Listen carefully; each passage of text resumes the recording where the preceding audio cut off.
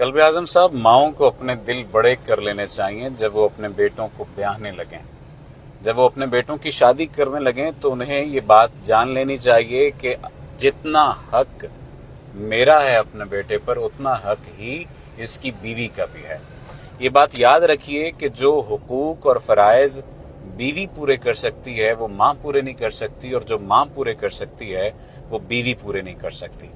हमारे यहाँ बहुत ज्यादा मसाइल अभी इस वक्त जो नौजवान नस्ल, नौजवान बेटियों के, नौजवान लड़कियों के आ रहे हैं वो ये है कि अगर बेटा अपनी बीवी के साथ खुश है तो माँ को जाने क्या सोचती है, यानी सास को जाने क्या सोचती है, वो लड़ाई कर लेती है। गलती होती है लड़की की, नासमझ होती हैं लड़कियां, उनकी गलतियां होती हैं, लेकिन माओं को यानी सास को माँ का किरदार अदा करना चाहिए। माँ को बड़े दिल का मुजाहरा करना पड़ेगा। अगर वो बेटे का घर बर्बाद कर देंगी इस बात की ख्वाहिश में कि उनका बेटा उनसे दूर ना हो, तो यकीन कीजिए वो कोई अच्छा काम नहीं करेंगी। माएँ अपने बेटों के घर बर्बाद ना करें, और बेटों को भी चाहिए कि वो बैलेंस करना सीखें। वो अपनी बीवी और माँ को एक दर्जे पर लाकर या एक दूसरे के आमने सामने लाने की प्रैक्टिस कभी ना करें, और जान लीजिए ये चीज हमारी सोसाइटी को तबाह बर्बाद कर रही है। माएँ अपनी बहुओं पर तावीज करवाती हैं, अपने बेटों पर तावीज करवाती हैं, जाने क्या क्या होता है।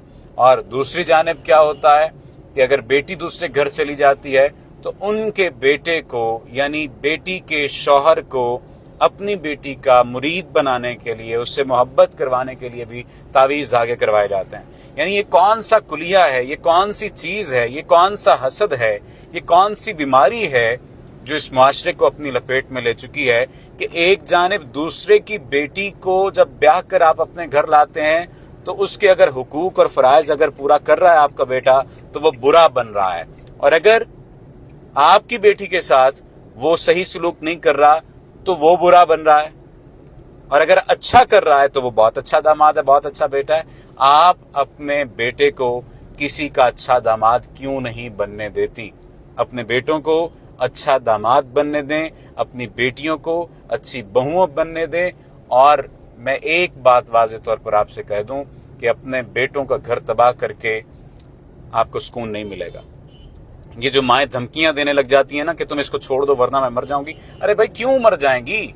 या तो उसके वो जो हुकूक हैं वो आप पूरे कर सकती हैं तो फिर तो बात है, आप नहीं कर सकती पूरे।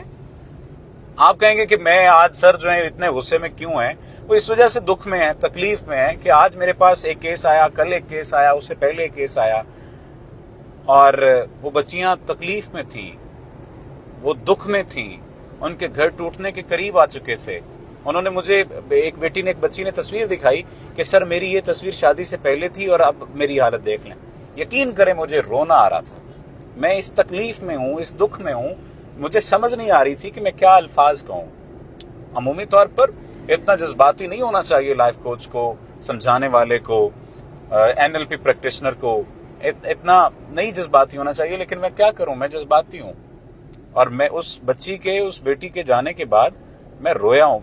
पहले तो इन पर्सन में सेशन ले ही नहीं सकता, लेता ही नहीं हूँ, बहुत कम ऐसा होता है, लेकिन उसने बहुत ज्यादा रिक्वेस्ट की थी कि सर इन पर्सन सेशन लेना है, मैं कॉल पे बात ही नहीं कर सकूंगी, मुझे रोना आ जाता है।